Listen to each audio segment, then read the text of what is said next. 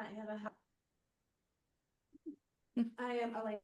I have County. Sorry. And I'm also the co-chair of the Southside Wellness Coalition. And then we're going to go around and introduce ourselves. If Jenna, you'll go next, and then just pick a friend. Okay. Hi, everybody. I'm Jenna Dahl. I'm a prevention specialist here with Southside Behavioral Health. I'm going to popcorn it to Shannon Simpson.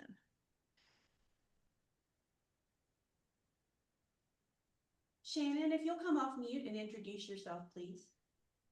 Hi, I'm Shannon Simpson. I'm in Halifax County. I'm from the COPE Project for Virginia Tech, which is Cooperative Opioid Prevention Education.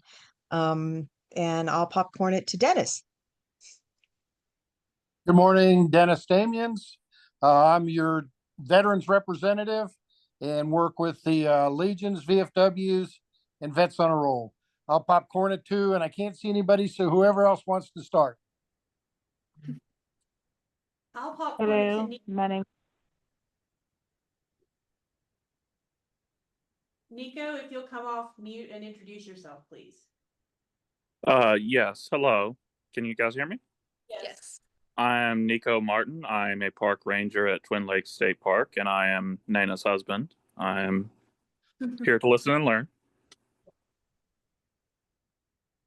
And if we'll go now to Cheryl Parrish. Good morning, everyone. I'm having a problem with my camera, but I'm here. My name is Cheryl Parrish. I am with Virginia Department of Corrections Victim Services Unit. Thank you. Is there someone you could? Do I need to pass it on? Yes, please.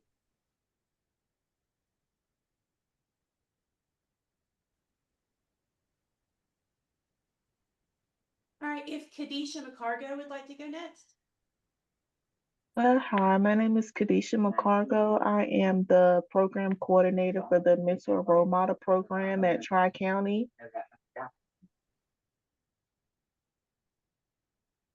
Shelley. Good morning. My name is Shelley Clary, and I am the education specialist at the Virginia Poison Center at VCU Health.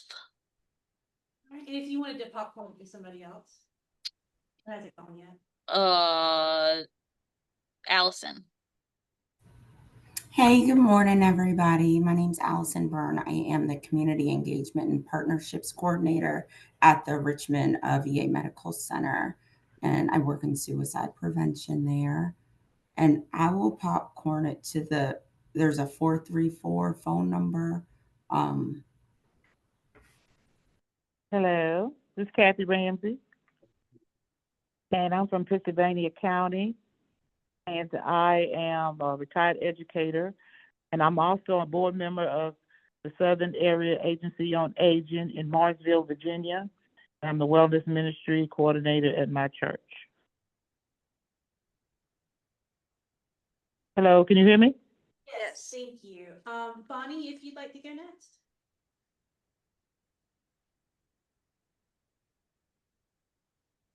Morning, everyone.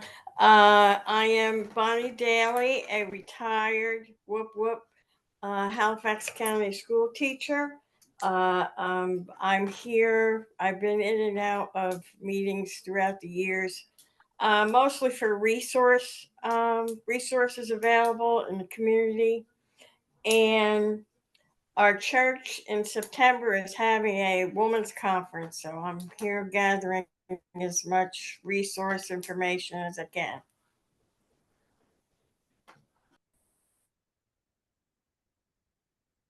Is there anyone who hasn't introduced themselves? Kenan? Oh, sure. Hi, Kenan Tyner-Smith, fiscal agent for the coalition. Did Kadisha introduce herself? I missed that. She did. She did. Okay. All right. Is that everyone? I had a Candace Scott on here. Did she lose her signal? Looks like I don't see the name. Okay, maybe she'll come back in. Well, good morning and welcome to everyone. Thank you for being here with us today. So, we're gonna go ahead and Jenna, if you'll pull the minutes up from the last meeting, we're gonna look over the minutes from the last meeting. And then we'll approve those. Give me two. Let me find which one of these it is. That's the bylaws. Your tabs are as bad as mine. Yeah, I have a million open all the time. That's this meeting. Okay, found it. There we go. All right, so we're gonna just scroll down and give everyone the chance to look these over, and if someone would like to move to approve after we have. Right. People in the chat are saying they're having a really hard time hearing Elena. Is there any Sorry. way that you guys can move forward or turn the owl up or something? I'm being a chat box moderator. I'm on the chat box moderator. Thank you, I appreciate that. Is that better? Yes, thank you. Yeah, please don't break out. That would be really bad. Alrighty. Can everybody see the minutes? Yes. Okay, cool.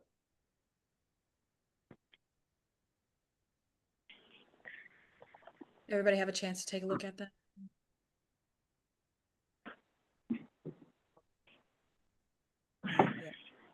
Yeah.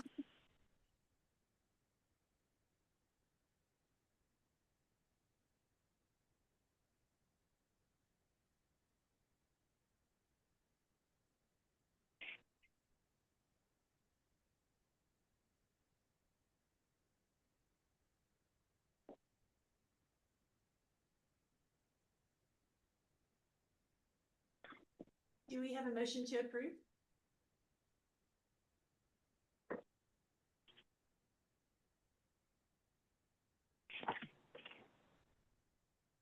I move to approve the minutes as posted.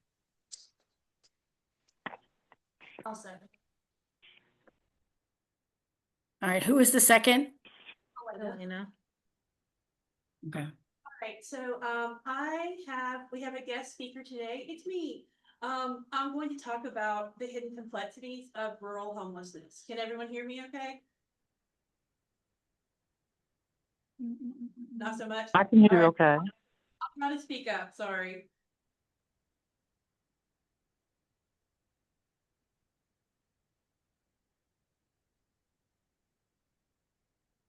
Hello.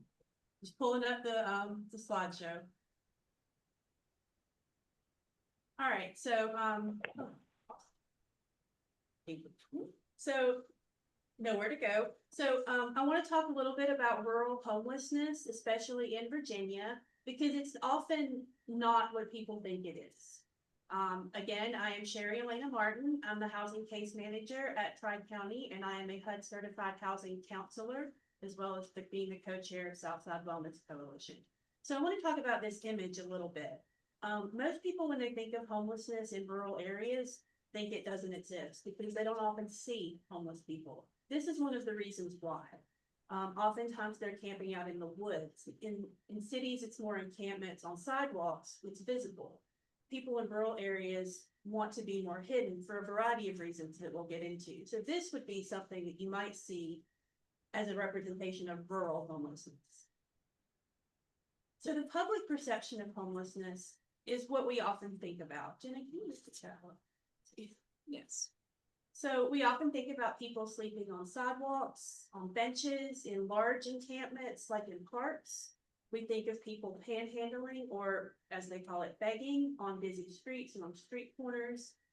It's visible.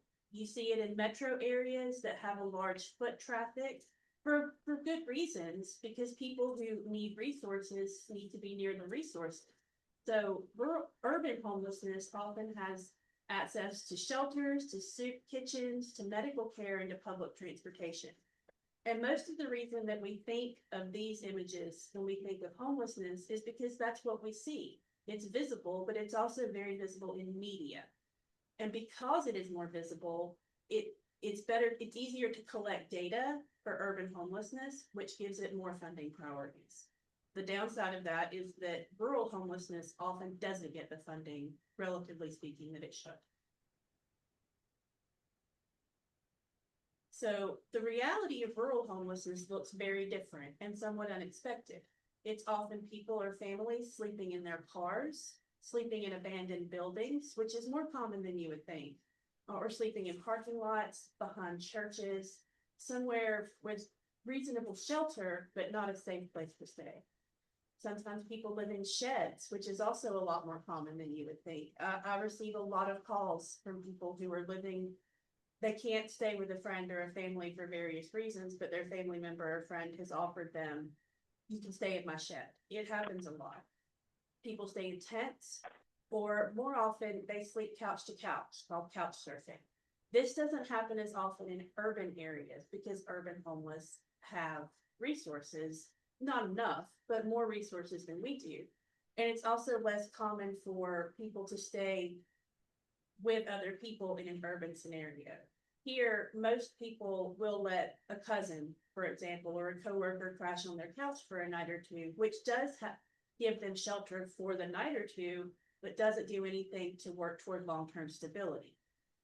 Also, in rural areas, we're very scattered. We have little to no public transportation, which means that the people who need resources often can't get to the resources. Also, we have a lot of people that are doubling up in unstable or temporary arrangements. So for example, I had a client who called recently.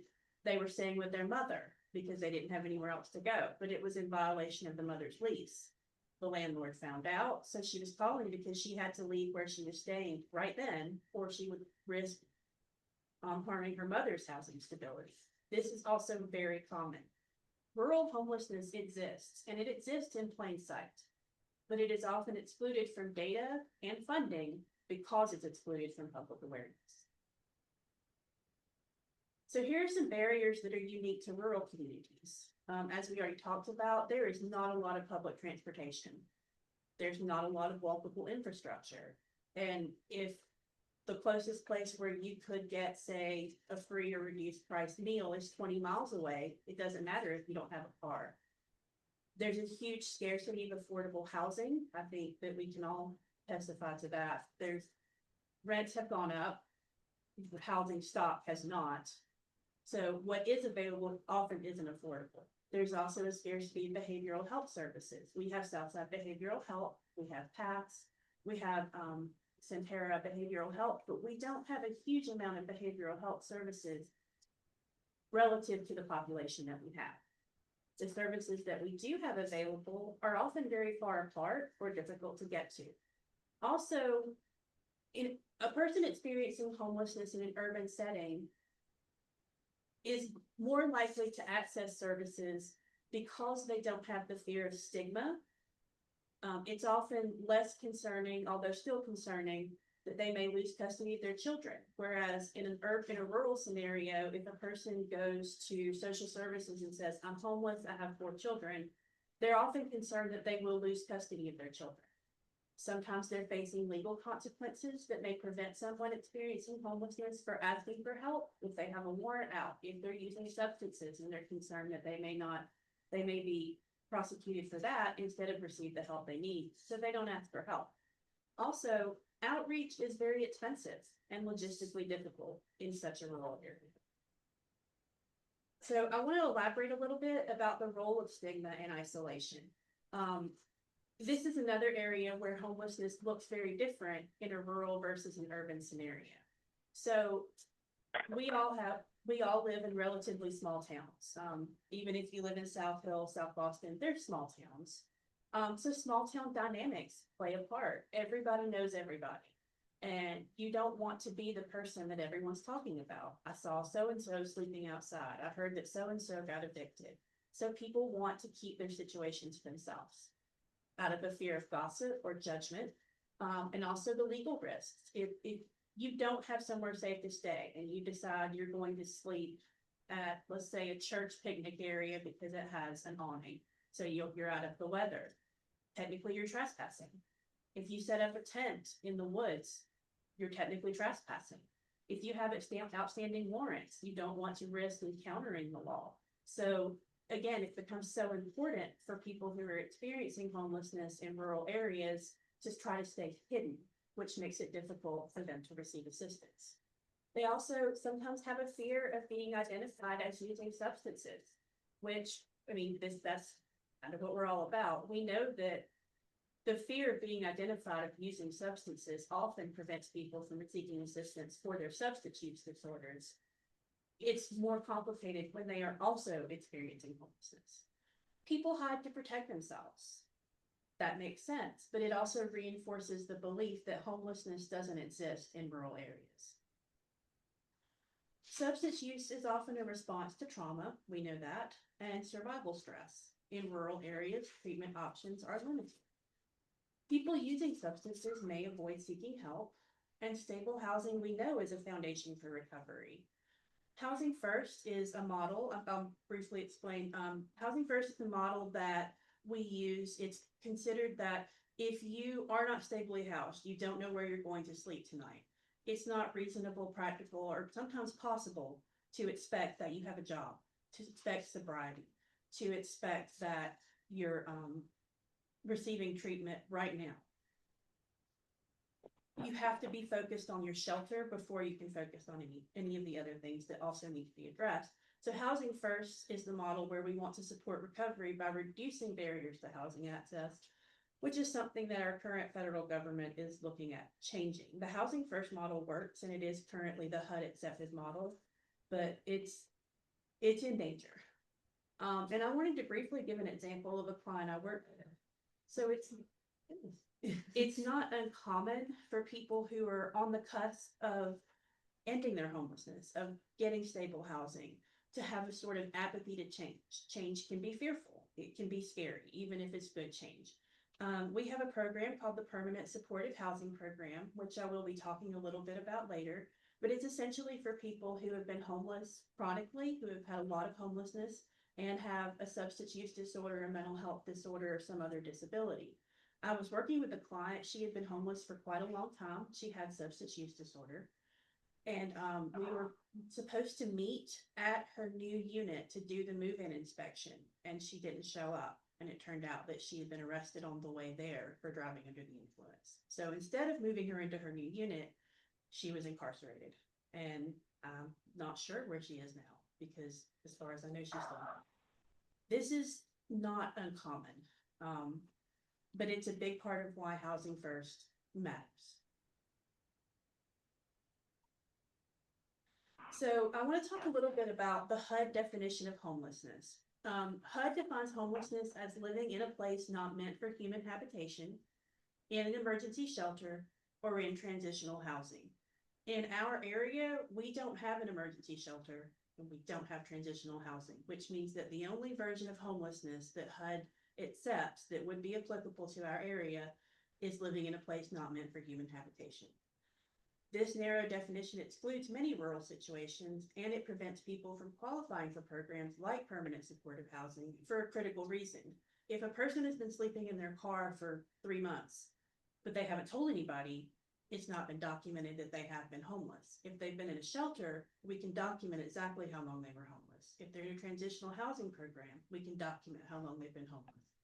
If they've been sleeping on their mom's couch for a week and then a friend's house, a few nights in the car, paying for a motel when they can afford it, there's no documentation of their homelessness, which prohibits them from receiving a lot of program support from HUD-sponsored programs. So people live in cars, sheds, barns, storage units. I've had more than one client who has lived in a storage unit when I've encountered them, but there's no record of it. We also don't have access to law enforcement records. So if a person is arrested for trespassing because they were sleeping at, say, a convenience store, we don't have documentation of that. HUD maintains different documentation. So for example, if they were documented as being in a shelter, we have that information. If they were arrested for trespassing because that was the only shelter they could get, we don't have that documentation. This makes it very difficult for people to qualify for programs that are available in our area. So I wanted to just kind of give a brief overview of Southside. I know that the Wellness Coalition does not cover Charlotte County, but my program does. So we have what's called the Continuum of Care. That's a HUD sponsored. It's where each area has to have a program that responds to homelessness. Ours is our Southside Planning District 13 Continuum of Care. It covers 4 counties and over 2,500 square miles. I'm the only housing case manager who's addressing homelessness in 2,500 square miles. Southside Behavioral Health does have a permanent supportive housing program, as does Tri-County, but if someone is homeless tonight and needs shelter tonight, I'm the only one that can help from an official capacity. Churches, friends, anything like that, but Tri-County is it. We also, so there's something called the PIT count. The point in time count is a count that we do yearly where we count the homeless people in an area. In cities, it's advertised as come to the shelter on this day, you'll get shelter, you'll get food because we know you're going to be there and we can count you. In rural areas, we drive around and look for people sleeping outside. People who we've already discussed want to stay hidden.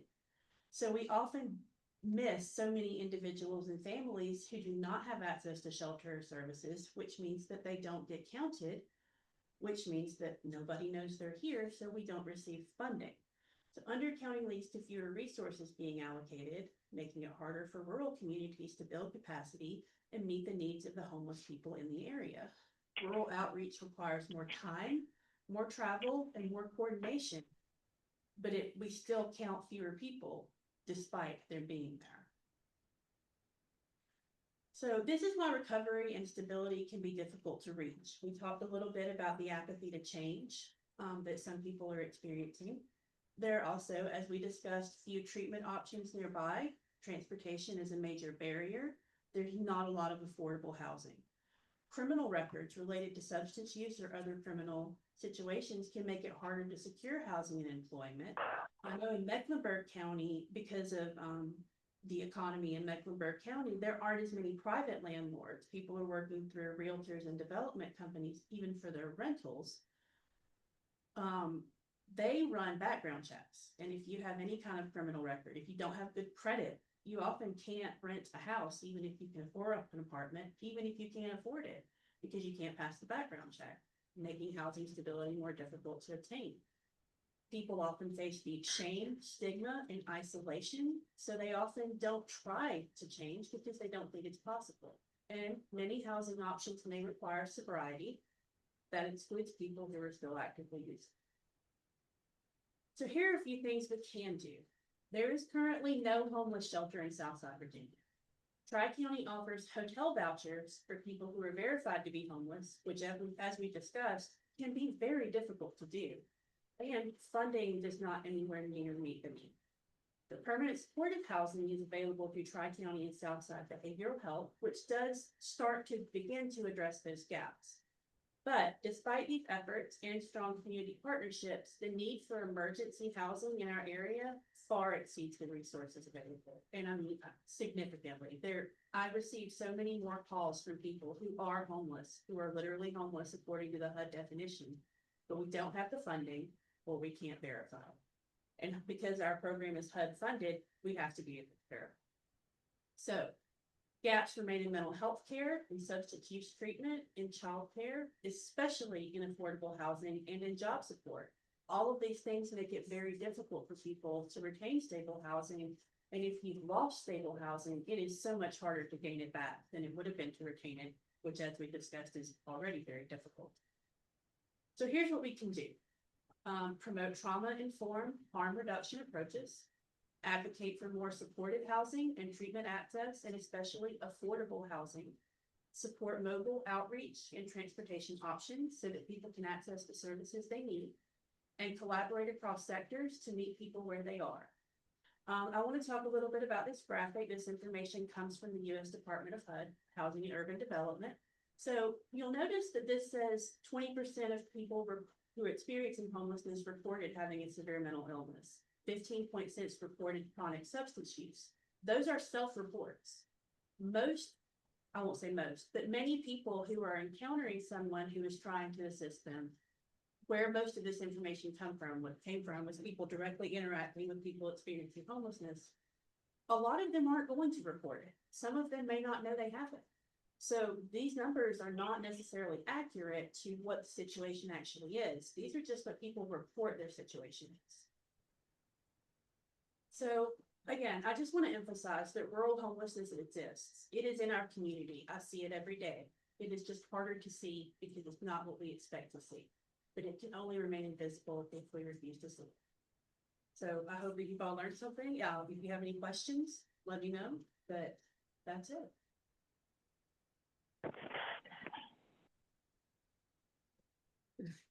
Great job, Elena.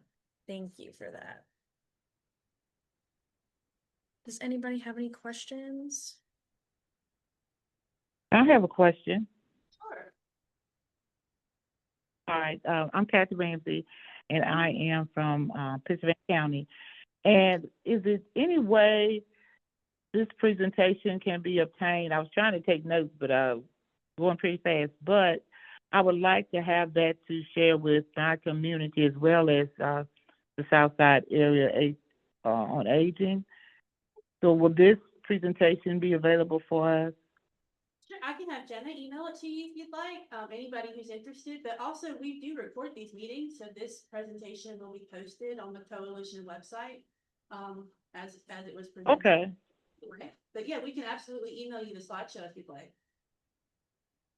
I would love to have that, only because I'm on the phone. I can't see. I'm not Zoom, but I would love to have it. What's your email address? All right, A like in apple, C like in Tom, B like in boy, J like in John, R like in rainbow, A like in Kathy, @gmail.com. Yeah. I think so. So that's ATBIRK@gmail. J, ATBJ. I couldn't read my own That's a J handwriting. like in jump. Okay. We'll get that sent to you. ATBJ. Okay, thank you. I appreciate it. Does anyone else have any questions or would like the slideshow?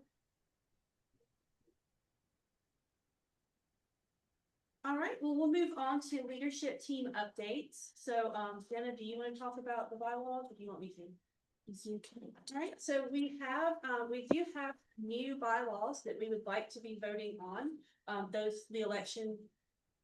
Survey Monkey, you were doing that? Yes. Will be available today after the meeting, but we have posted the old new bylaws. I think Kenan sent those out in an email and they're also in the chat if anyone would like to review them. So we've made a few changes. Mostly they're describing what defines membership in the coalition.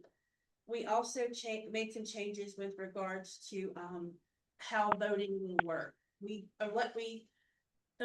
elected our new bylaws during COVID, so just some logistical things have changed, but we would really appreciate it. Did I miss anything? You're just looking at me like I'm No, I was just listening. So yeah, if y'all wouldn't mind looking those over and then responding to the email that we'll be sending to vote to enact our new bylaws. That election will end on July the 3rd. So we do need to have all those responses back a week from today. And then we also had our leadership the coalition development and strategic planning event last Friday, the 20th. And I'm going to let Jenna speak about that a little bit.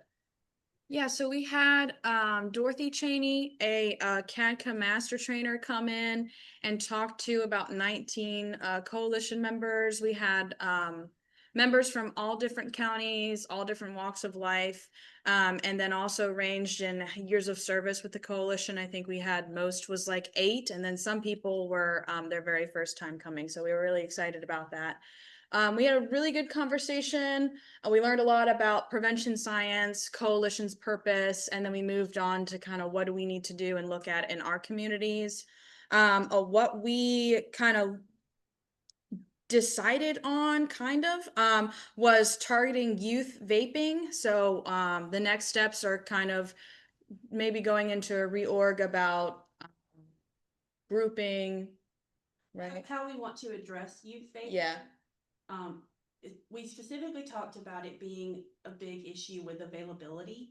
Right. It is surprisingly easy for teenagers to get vapes. I have a teenager and it has happened. So yeah, we really want to see what we can do to address this in the community. We all know that nicotine is addictive, but vapes aren't seen the same way that cigarettes have come to be seen with regards to how dangerous and life-changing they can be. Yes. And so I'll be working with Dorothy to make the logic model so we can come up with some decisions and then concrete plans to enact that change in our communities in the upcoming weeks. We also, so Catherine Maloney and I, she's my co-chair of the coalition. We attended a Coffee with Legislators event on May 26th with Delegate Tommy Wright. He mostly talked for a little bit about things that are changing, some new laws that were being enacted.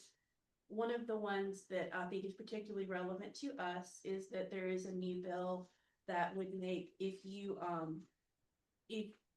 gave drugs to someone or some sort of substance to someone and they then died from an overdose, you could be charged with I think murder too. Other than that, it was a nice event. Our senator, I can't remember her name, but she wasn't able to appear. So I just wanted to give you all a brief update on that, how that went. We also attended the Southern Virginia Problem Gambling Conference. Me and Kenan went to that last Tuesday. It was June 17th. We had about 100 people show up, I believe. So that was really promising. We had a lot of good speakers talking about problem gambling. So that was really exciting. I think it was the first conference that they had done. So we helped support that, which was really exciting. We also had the SMVF event that was on the 21st of May. I don't remember if we talked about it because it was at a weird time, but service members, veterans, and family members. yes. We had about 93 people show up and attend. We had a bunch of different speakers. It was really good. We all had a great time. A lot of people from the coalition showed up too. So I thank you guys. Cheryl actually came and manned our table for a while. So I appreciate that. Elena came and helped with tables. So all your help was really excited. Also, Dennis, you did so much for that too. So thank you. We appreciate it. Dennis, do you want to say anything about how it went? No, it's just, I had a lot of fun and we greatly appreciate it. And thank you so much for y'all doing all the work. All I did was stand around and try to be pretty. You did a lot more than that. You nailed being pretty. Dennis, did you want to talk about June 18th? I know that was the fishing event, and also to give them information about July 15th. Very quickly, what we're doing is the 18th again was our normal veterans fishing trip. And on the 12th, we had the kids out at Island Creek also for fishing. Greatly appreciate the support from Kenan and that. We are looking very hard now to see if we can't get the Bailey Center, which is for families with autism, to become a part of the coalition, because again, they have a lot of mental health, a lot of other issues that go through not just the children, but the families themselves. So we're hoping that they too will participate because they're gathering a number of resources that will help our disabled. The other part is I just want to let y'all know that we are celebrating the 10th anniversary of the dedication of Island Creek, which is officially the pavilion, a handicap dock, all of that there for handicapped individuals to be able to use. So hopefully I'm meeting, in fact, that's the reason why I'm Zooming today, because I'm meeting with the Corps at 11 o'clock to discuss timing and details and all for the rededication ceremony, and then recognizing a few important individuals that put that together, and also seeing if we can't put some signage out recognizing those individuals that really did the yeoman's work to build Island Creek as it exists today.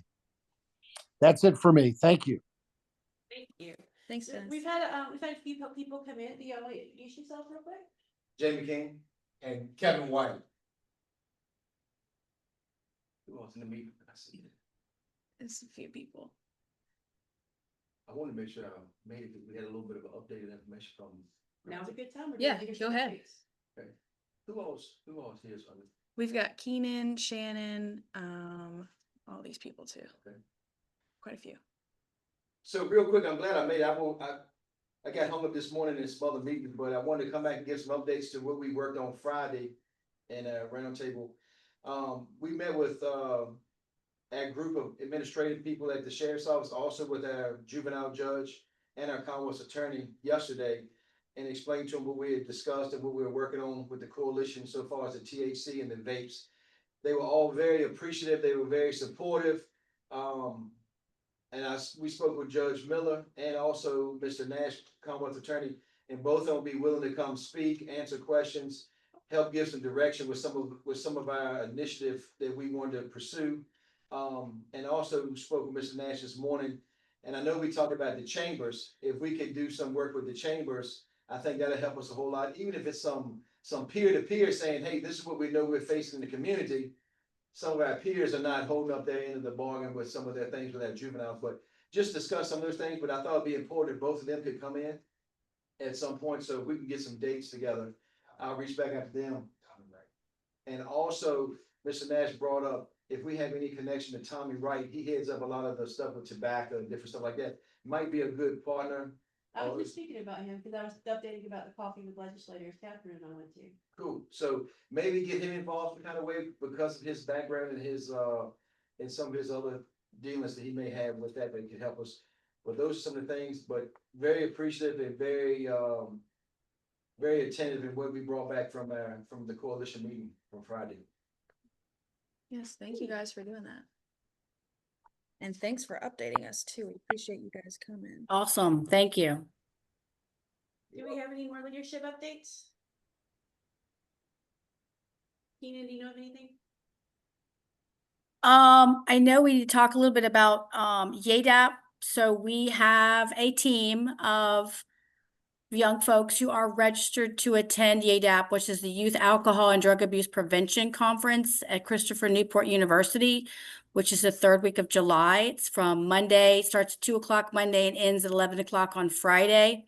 So it is an overnight, all week living in the Christopher Newport dorms, an opportunity for them to work with ABC and other folks around substance use prevention. And they develop a project that we then can fund throughout the year. But unfortunately, what I want to share is that unfortunately their adult sponsor has dropped out due to personal reasons.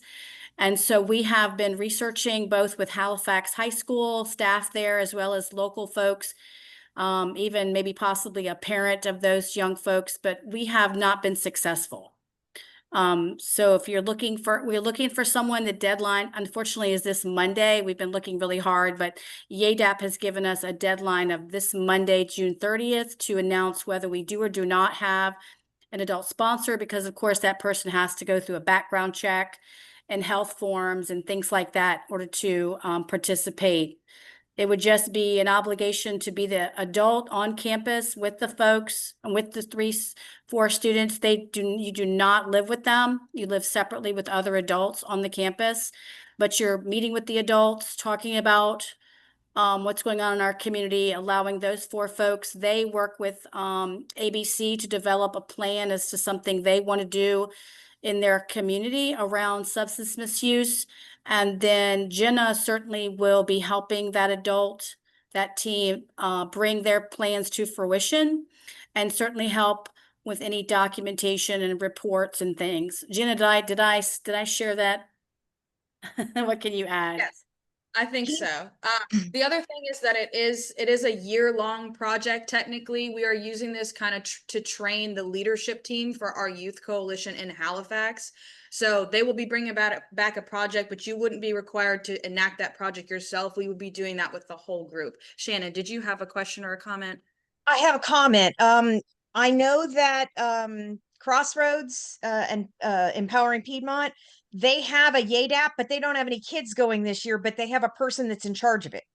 So if you got in touch with Dwayne Delaney up there in prevention at Crossroads, he could give you the information about that person. They might, since they don't have a team going, they might be able to offer some sort of they might be able to offer an adult, since they're not, since they don't have any children participating this year. But they have someone going, what is like an adult helper or something?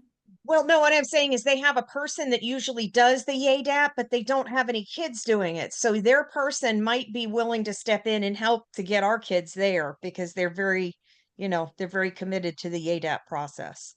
Okay, we'll reach out to Dwayne after the meeting. That sounds great. Okay. Thank you. Yeah, Okay. thank you.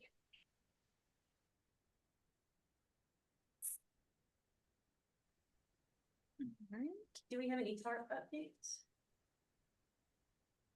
I don't think that's- No, we have National Night Out though coming up. If you guys want to go ahead and mark your calendar, that's fast approaching. The first Tuesday in August is National Night Out. As we have done historically in years past, we are putting together a giveaway that will come with signing up for our newsletter.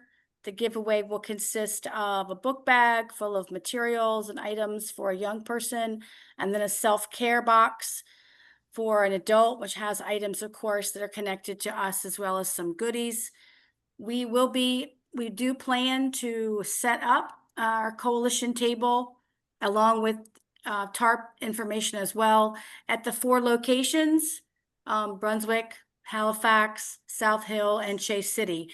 We are working with getting contact information because each year it may change, and setting up that information and creating a flyer, which will allow you guys the opportunity to sign up for which of the 4 locations you'd like to participate in. So be on the lookout for that. I would say by the second week of July, we should have that flyer ready and give you guys a good 3 weeks to sign up for where you'd like to help participate.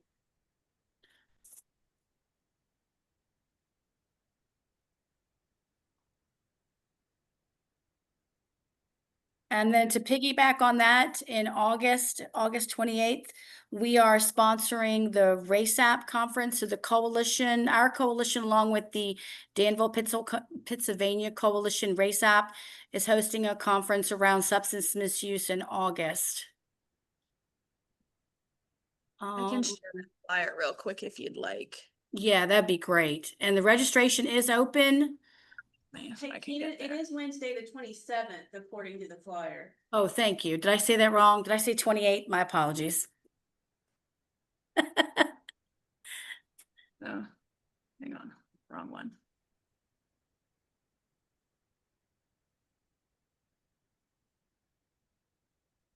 Here we go. Can you guys see that enough, or do I need to do something else? Well, sounds good. That's the Race App Conference. Yep, and it's no cost. You just have to register. We are sponsoring it. You can see our logo there. Yes. Some really good, these initial speakers. It's an all-day event. Lunch is provided. Would love for folks to join. I know many of our coalition members attended last year. We're very supportive of that. It's a really good opportunity to have conversations about what's going on in other communities and what we can do in our community.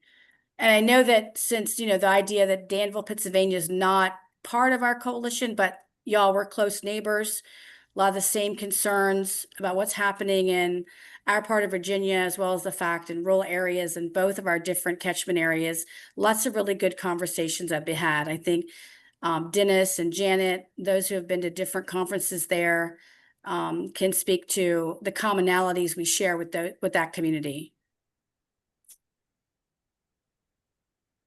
So I'd love to see you guys there. Thank you for the invitation. Kenan, I'm sure you don't know this, but the Engaging Halifax group, we're having our day of education at the racetrack in Halifax on the 31st of August, which is a Sunday. I believe it's going to go from like 12 to 4. We have the One Pill Can Kill campaign is coming to do presentation. You all are invited to come we're going to be inside the building, but it's not an air conditioning building, so it's not necessarily the greatest, but we're going to be at the fairgrounds there. We're going to be setting up one of the 4-H is going to be setting up the hidden in plain sight, where you have the education that we show the parents where things are hidden and what things look like. everyone is welcome. We hope that you all someone will be able to come. It is a Sunday. It is the Sunday of Labor Day weekend. We know that. We kind of got roped into the date because it was a national date, and so we decided to go with it anyway. But I'll have the flyer and I'll send the flyer over to you all to be able to put it up, but we're just finalizing the flyer. And then the initial flyer is just a flyer for people that might be interested in coming and setting up a booth. There'll be no charge. Obviously, we're just trying to do an educational event within the county, and we would love for everyone to come out. If anyone wants to be involved, we're inviting churches, we're inviting anybody that wants to come and be part of it. But we're going to have people there that are in recovery and talking about their recovery process, and just, letting the public know that recovery is possible. Sounds fantastic. Thank you so much. And you say that's going to be at the racetrack off 360? Yes, it's going to be it's going to be in the fairgrounds in Right. the main building there. Okay, so the same place where National Night Out. Having sadly not been to National Night Out, I Oh, don't know, okay. but Okay, no worries, no but I'm worries. assuming that I'm going to be there for National Night Out. We actually also have our brochure done, which was what the residents that were in our study found about what they thought would be good strategies to assist with recovery and opioid prevention in Halifax. I will forward that on to you. We have a website, which is engagingvirginia.com, and our strategies, along with the strategies they developed in Prince Edward and Smith, are on there.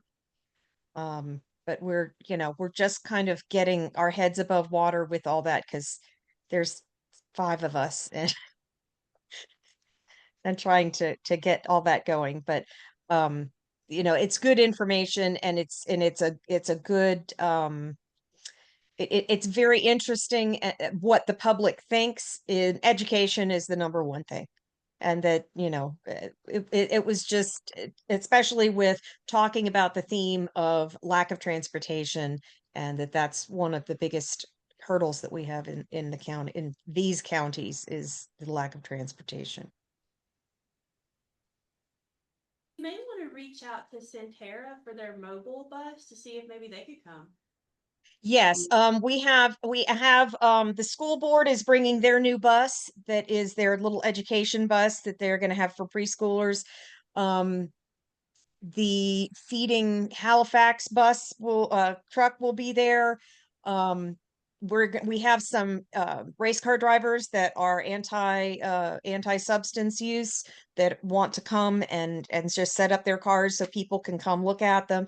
So we're, in Centara, I know that Rylan Clark, who is part of our group, and he's with Feeding Halifax, he is a good contact for us for Centara, so I will mention that to him. We are also recording a series of podcasts about what the public thinks, that I will send over as soon as they're done, that we'll be talking about that program. We'll be talking about recovery court. They will be talking about a group called Recovering Hands that we have in that's okay. And Rylan will be talking about Feeding Halifax. We'll be talking about doing what the IDA, the Industrial Development Authority, what they are going to be stepping up and trying to do towards second chance employment for people who might have a record. We've Hitachi has worked to they have a very strict policy, but what they have done is, there's a gentleman that really wants to work for Hitachi that's in recovery court right now, and they cannot hire someone with pending charges. They said the day he graduates, he has a job.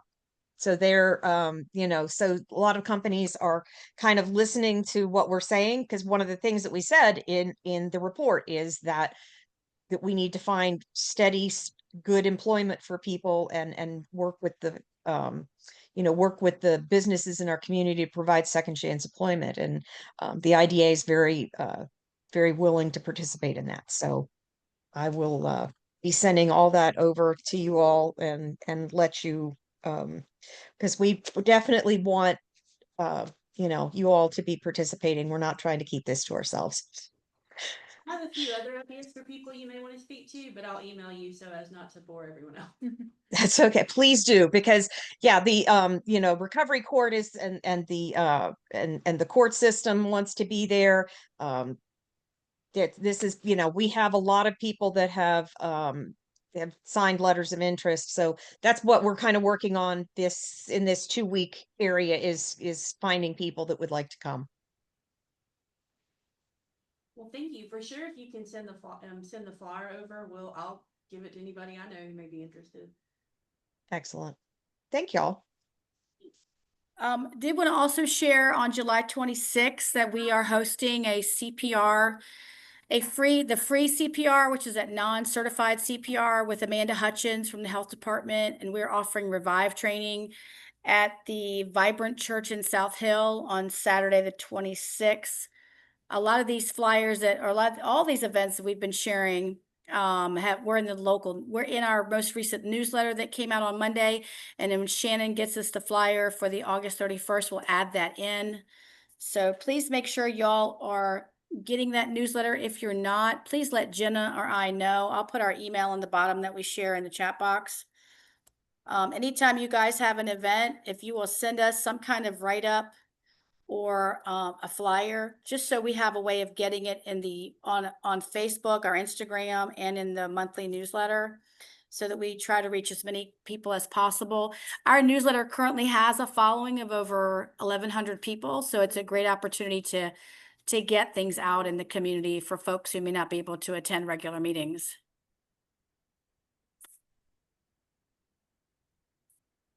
So, and that's all the updates I have on my end, Elena. I do have some quick COC updates. So the COC, as I mentioned in my presentation, is the continuum of care. It's the group of people who works to address homelessness and homeless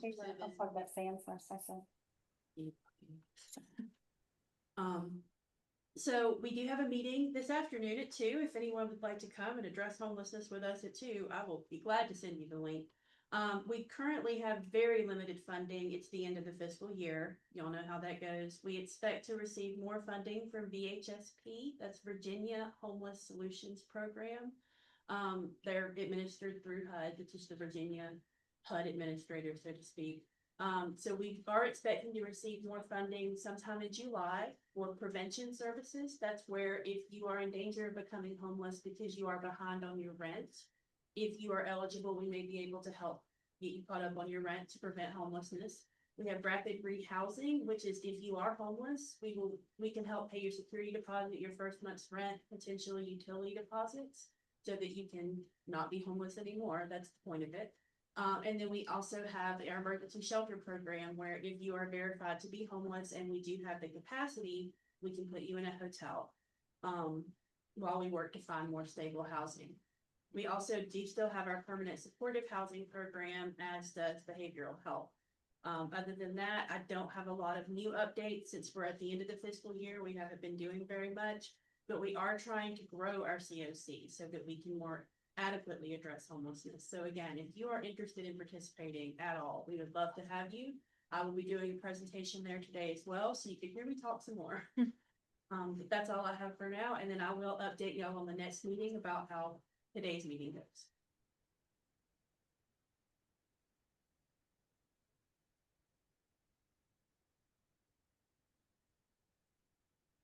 I don't have any other updates. Kenan, Jenna? I don't think so. We have a couple trainings coming up. We have the mental health first aid, which would be August 27th.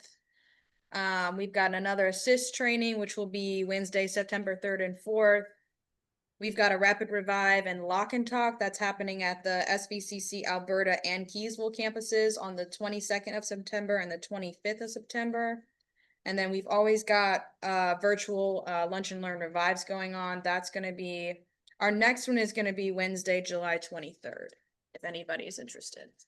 And for anyone who works with vulnerable populations, especially, the assist class is literally a lifesaver. I've taken it, I've used it. It is wonderful. It's free to attend. I can't sing its praises highly enough. Thank you, Anne.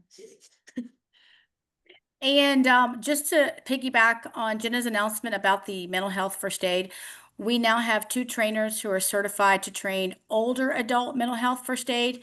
So what we've always offered in the past is adult mental health first aid is for help for anyone ages 17, or certainly to end of life, just general adult, and then youth, which is 13 to 17. The older adult mental health first aid, which we're offering for the first time, all in person on August 27th. So there's no virtual component or any kind of pre-course work required, is a class focused on the older adult population from 60 to end of life, because there's some information that can be gathered for that. That was requested by a community member, so we pursued that, got the opportunity to host that. So if you know of anyone in their line of work, in their community, in their church, that would be willing to come and learn more about supporting older folks who may be having emerging signs and symptoms of mental health struggles, please encourage folks to sign up. Kenan, that I've gone on and gotten certified to teach the veterans mental health first aid. The older Americans, I believe that I'm also emergency first responders and corrections. So I have all those certifications if anybody needs any of that, and they're also paid for by COPE, by the Opioid Authority. So if anybody needs any of those taught, that I'm certainly available. If you ever need a second instructor, that I'm more than willing to jump in and help anytime you need. Awesome. Thank you. Thank you. And if you ever find that you are short of funds with budget cuts and everything like that for mental health first aid, we will pay for all of your materials. Okay, cool. Thank you. Thank you. Okay.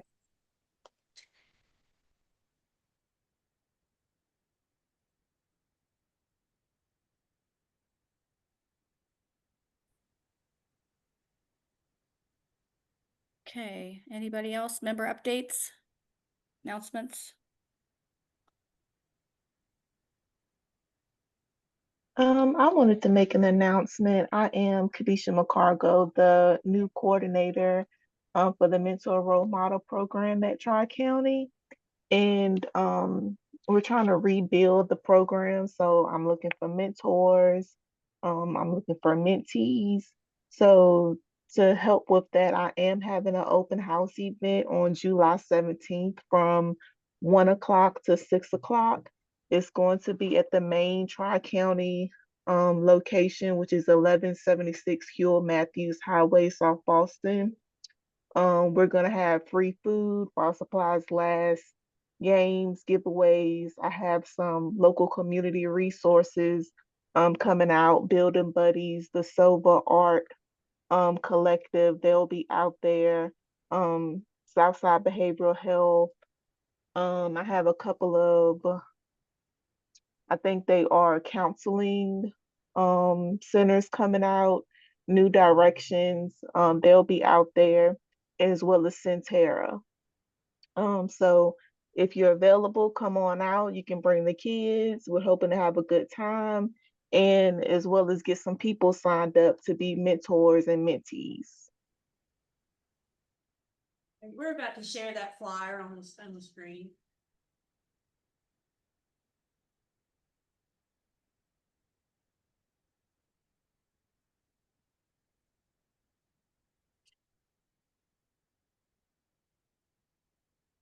There we go.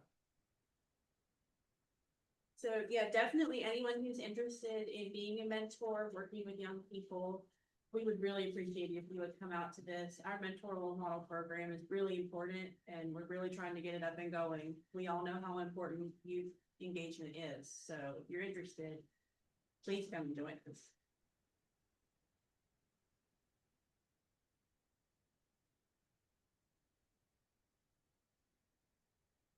Does anyone else have any event, any information to share?